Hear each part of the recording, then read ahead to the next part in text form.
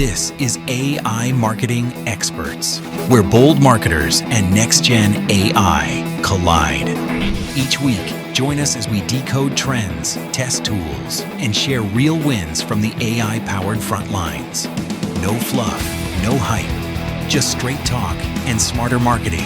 Tap subscribe and let's geek out on AI. Well, welcome back to the AI Marketing Experts Show.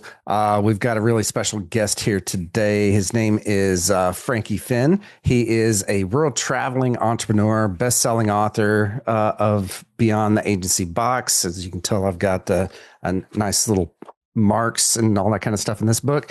But he's also a digital marketing maverick who's on a mission to help build a business that lets you work less and live more.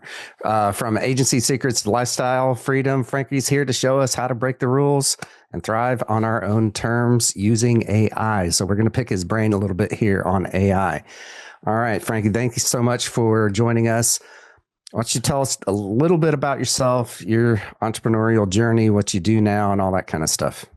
Yeah, I'll tell you, I never woke up. It's funny. It's become the cool kids these days. They all want to like grow these online businesses. But I started in '07. And it was just like I couldn't get a job. The economy was in the toilet, especially in my local area. And I had a buddy who called me up one day and said, "Hey, I wrote a real estate course and we're going to sell it on the internet." And I kind of laughed at him and said, "No, like you're going to sell your own damn course on the internet." And he said, "Well, you're better with computers than I am." And at that time, I had fixed a few computers because a friend of mine taught me how to do it. But I'm like, I didn't know anything about making websites. And he's like, "Oh, you'll figure it out."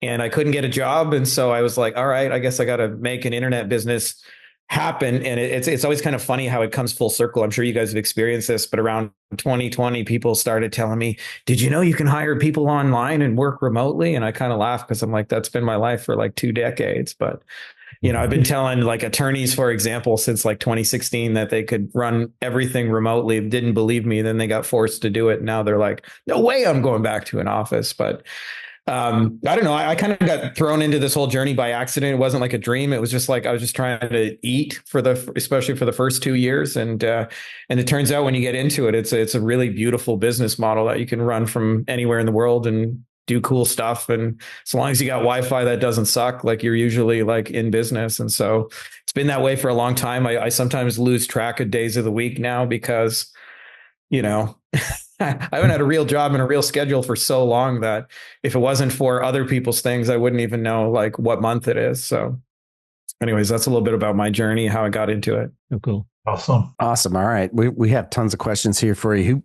Who wants to jump in and go first here? I think Laura should go first. Well, I just want to know one thing that as I've learned more about you and your business, about having it phoneless and meaningless, how are you rolling in the AI? What elements are you adjusting now that you're getting more familiar with AI for your agency model? So I have a mentor who says like effective before efficient. And I think like what most people want to do is skip straight to automation. And I'm sure you guys know that, but like I like to figure out what's working manually first. So like in my space, I became known a lot as the video closing guy.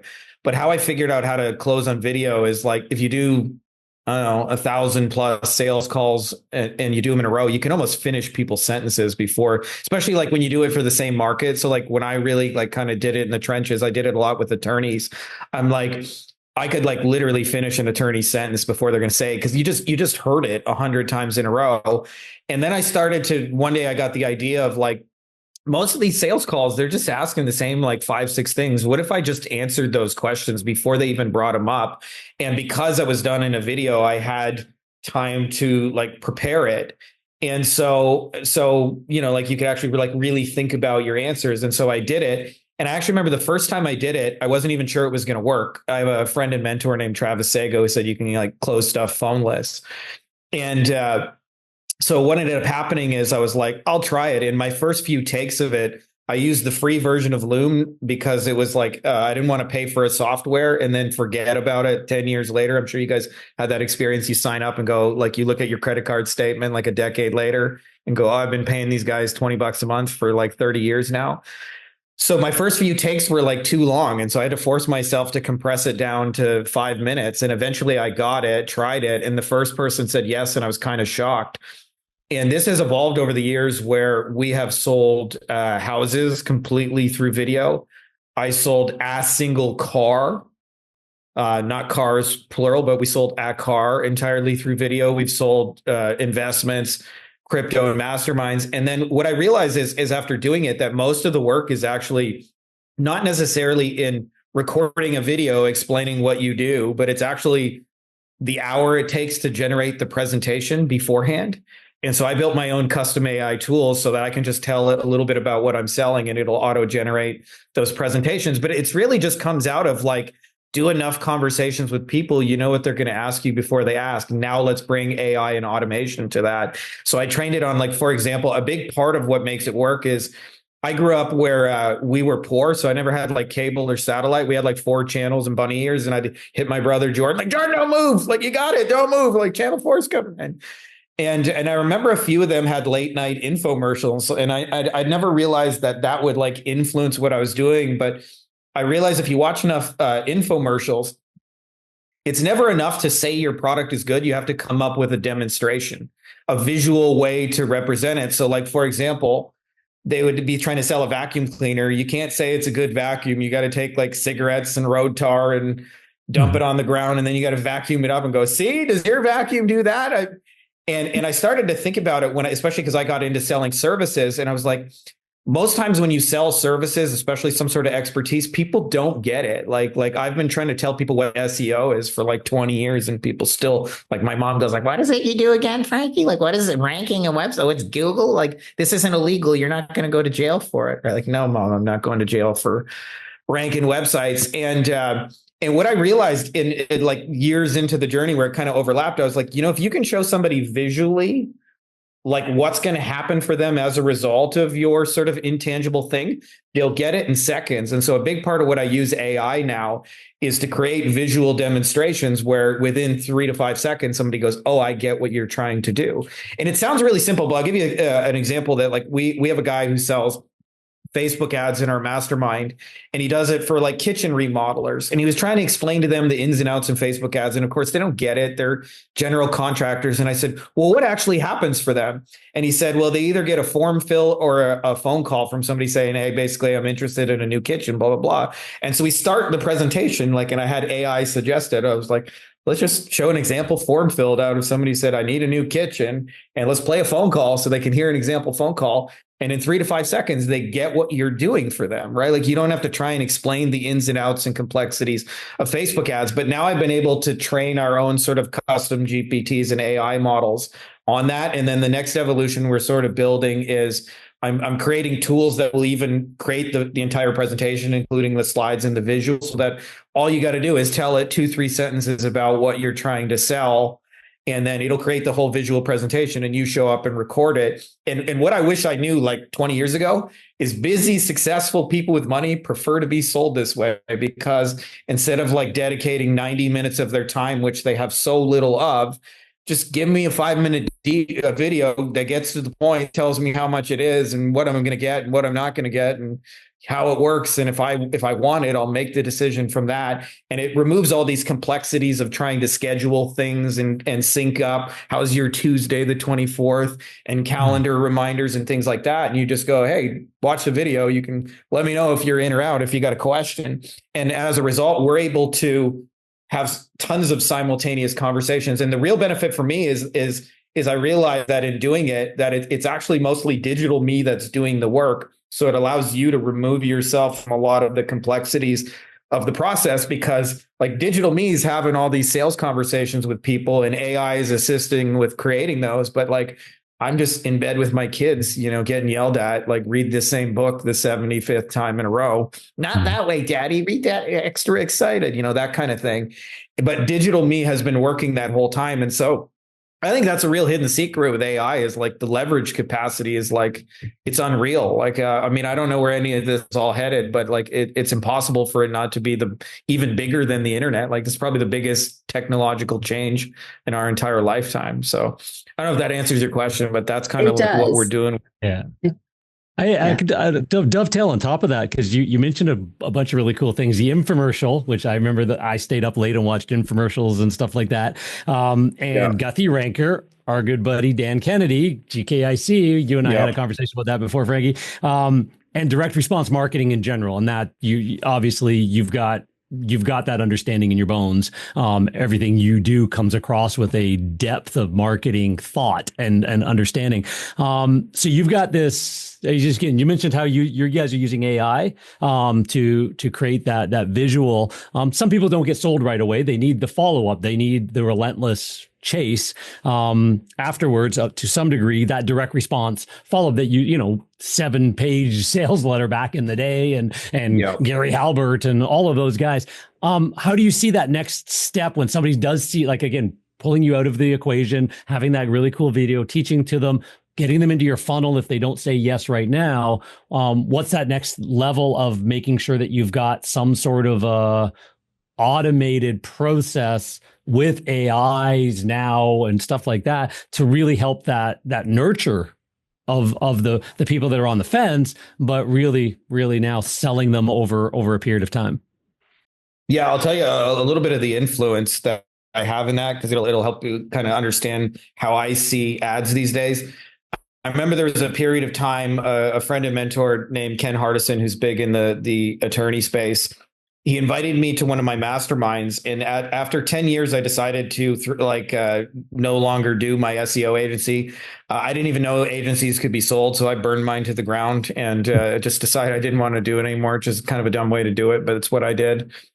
And I was just kind of burnt out from it all. And it was about a year later, but Ken invited me to one of his masterminds, his highest level mastermind with like the biggest attorneys on earth, the guys you see on all the billboards and stuff, and they're all in a meeting in Las Vegas.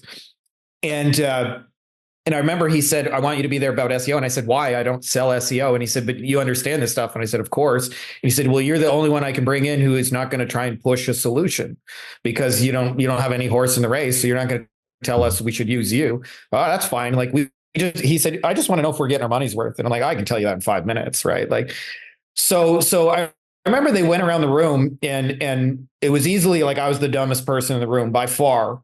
And I remember at some point they came to their advertising and they had this interesting problem, which is they can't really track the way you would do with traditional direct response stuff. And the reason is that their primary driver of revenue is TV.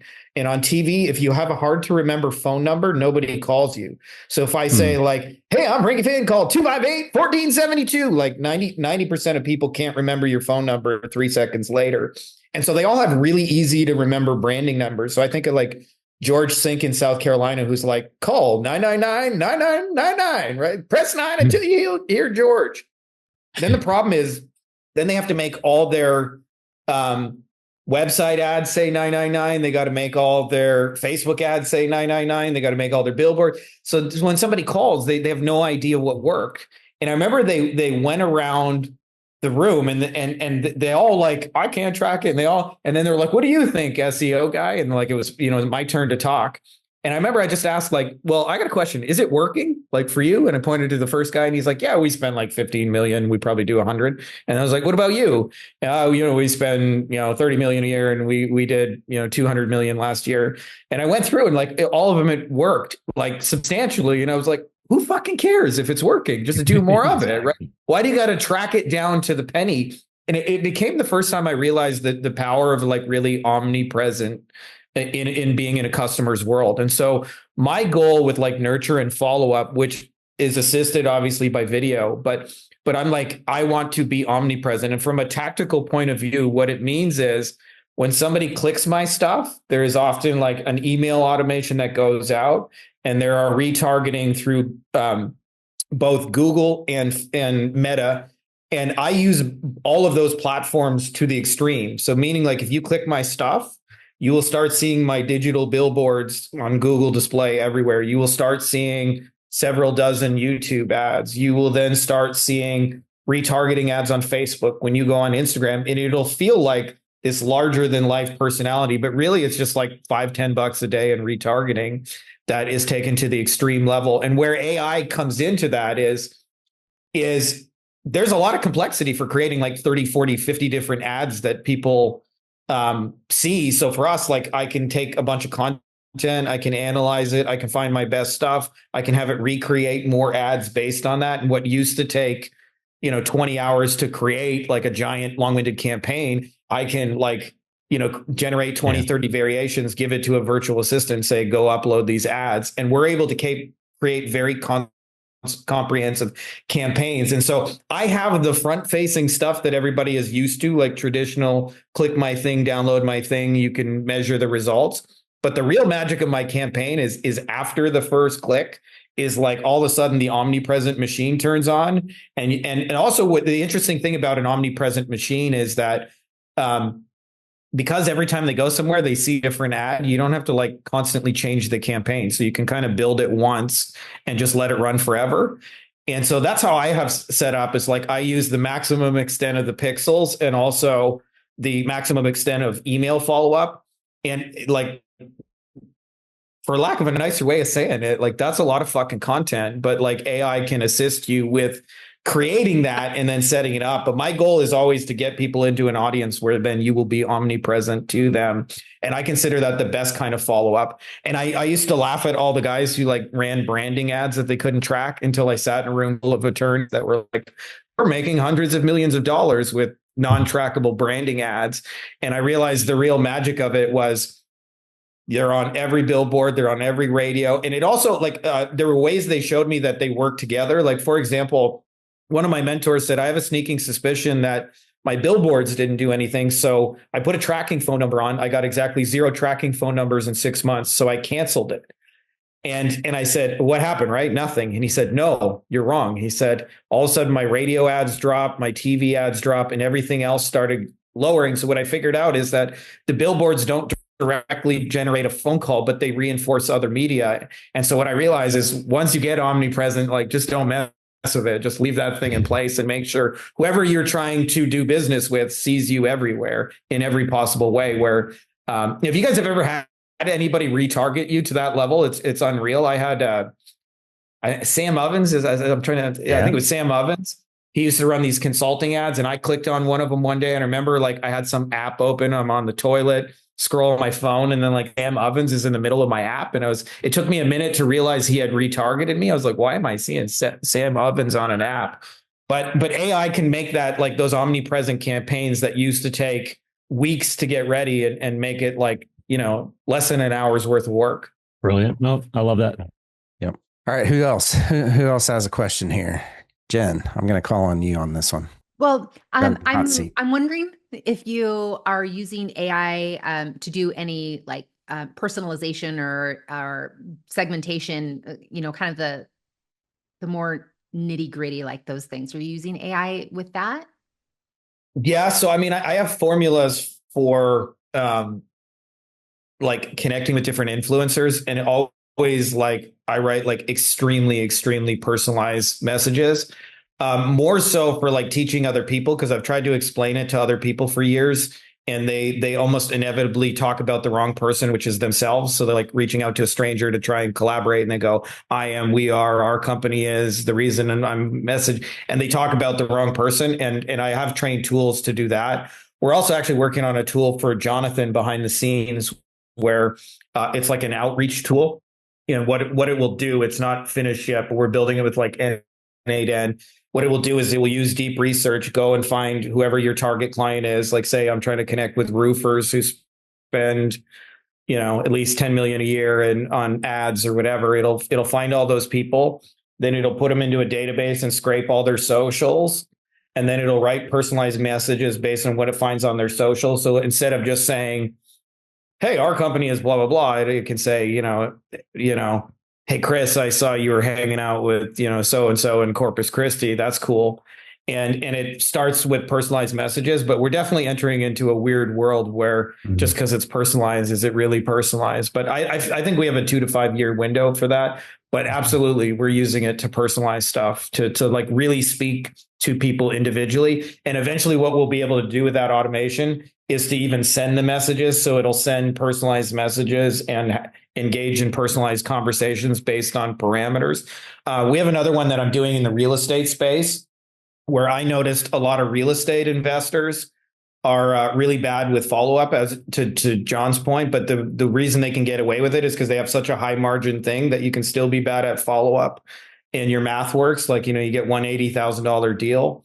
and it still works. So we agreed to do the follow up for some of them for like a percentage of the deals. And I spent a fair bit of time like training a bot on all our sales flows. And I was just looking at it a couple of days ago, and it blew me away because it followed up with somebody and basically just said like, hey, let's say, hey, Jen, I was looking at 123 ABC Street. I know we weren't able to work out a deal on January 19th or whatever, but I'm still open to buying it. If anything's changed in your situation, I'd be happy to make you a new offer. And the person replied, no hablo inglés, solo hablo español. And the bot was like, no hay problema, hablo español también. And it just started speaking Spanish to them. I was like, God damn, like it can actually like switch. Awesome.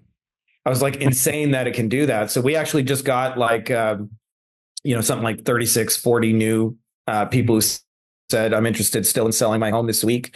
And all of that, to your point, was like, it's programmed on personalize it based on when we talked, what we talked about, like basically everything that's in their database. It's like, it has a list of all their notes. And so it personalized based on that. So like, it's not like a person gets a text message and feels like this is the same blanket text message that gets sent to everyone, even though it is, and that those personalization factors give us extremely high rates of reply because they feel like they're talking one-to-one, and they're really just engaging with CloseBot. They're really just having a nice, good, friendly chat with CloseBot and some good programming. Nice. Love that. Fascinating. Yeah. That's awesome. So I've got a question for you. So we've touched on a couple of things, and obviously our expert panel here have dissected some of these things before, but I think that we're all looking at the piece that there's the human portion of it. We want to still keep things human, but we know that AI is not going away. It's excelling so fast that and I've talked about this before, literally, if I'm on YouTube, which is pretty much every evening, sitting there after work and looking through stuff, it's like if it's 2 weeks old, 3 weeks old, and it's a YouTube video, I'm like, oh, well, that's old news.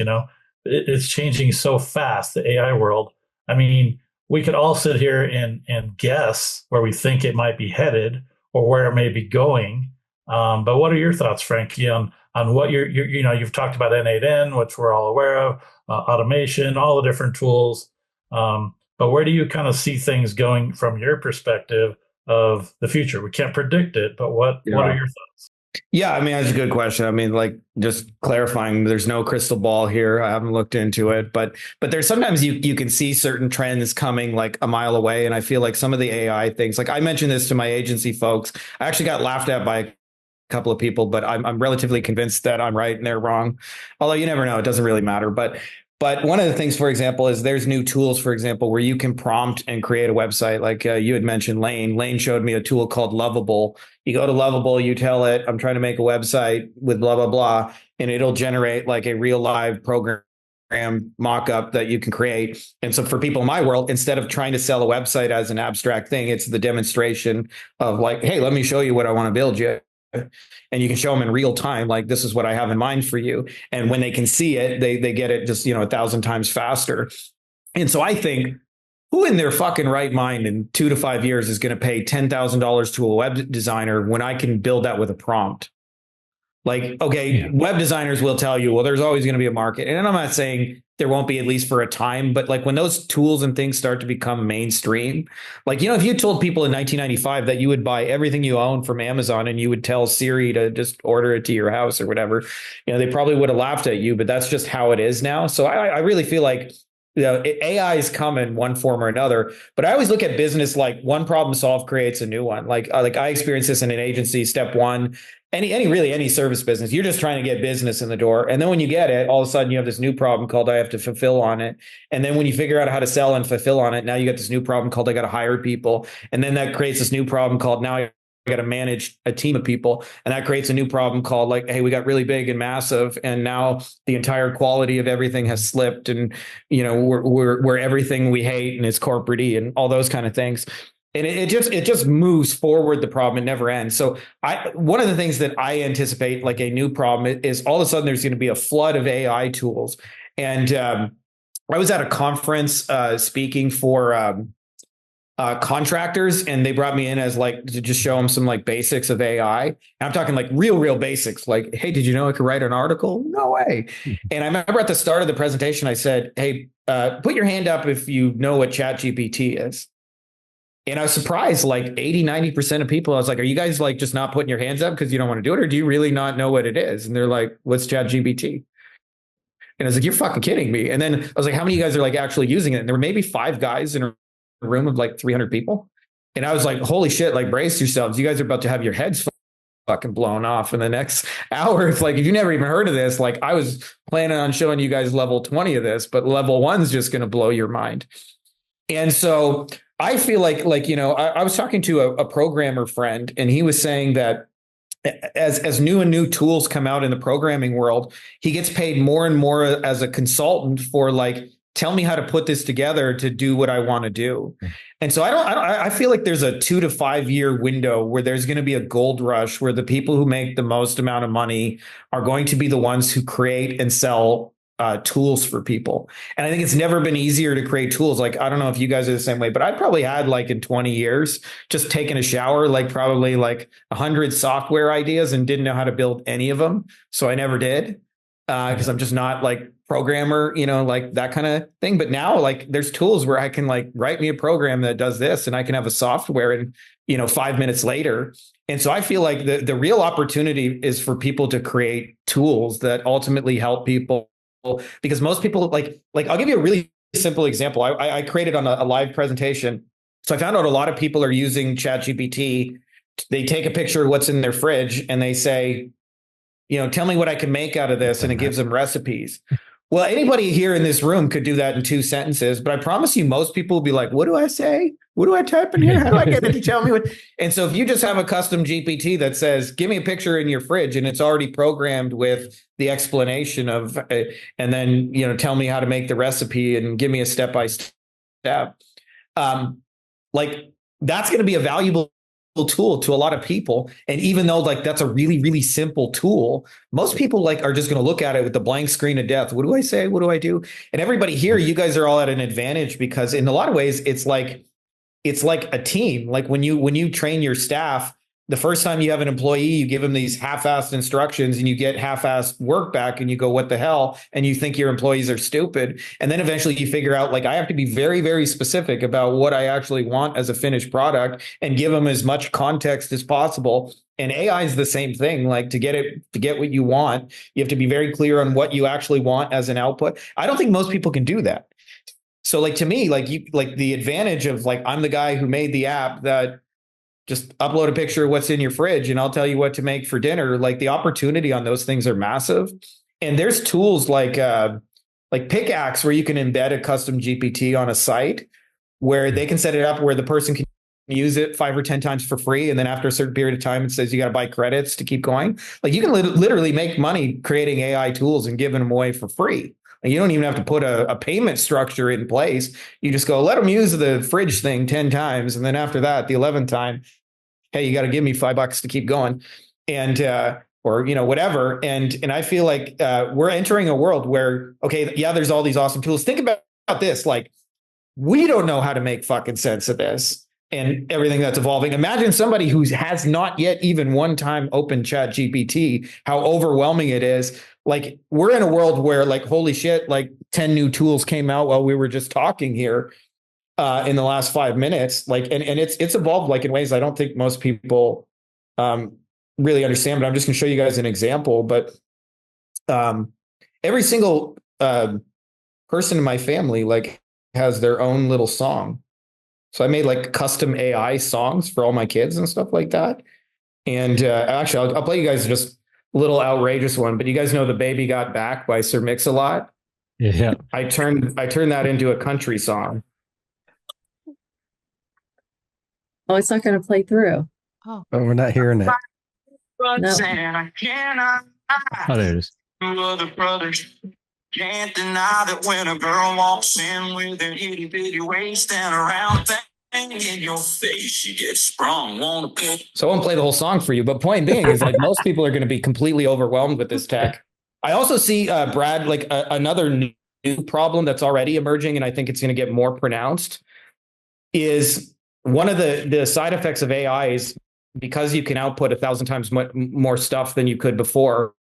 There's also 1,000 more things to be responsible for. So like the overwhelm from this is going to be massive. And so like people are going to need people to navigate it, make sense of it. Like if we're overwhelmed and we're mostly on top of it compared to most people, just think about somebody who's getting into this 5 years too late.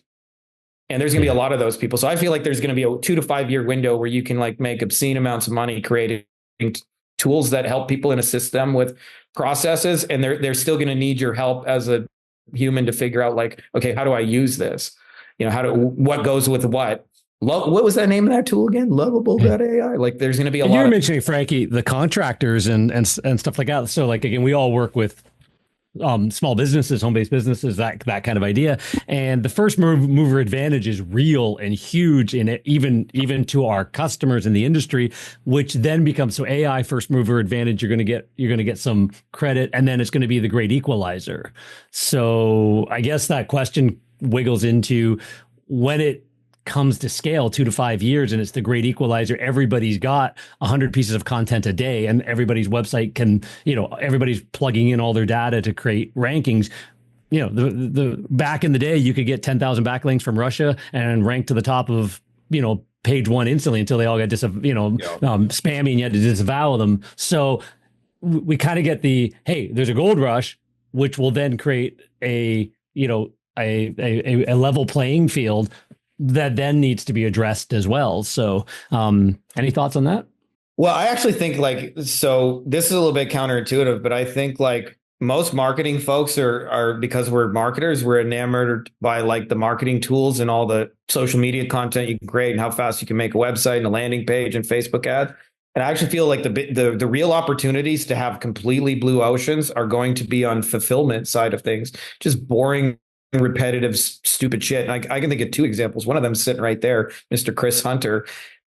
His wife is an assistant principal, and he was telling me that like once a quarter they have to go around to every classroom and they got to like make notes on each classroom, and then they got to make this long-winded, bureaucratic, pointless report that no one reads, but it's a lot of work for the assistant principal to create. Well, he created a custom GPT to generate those reports so that his wife can just take her notes and turn those into a report.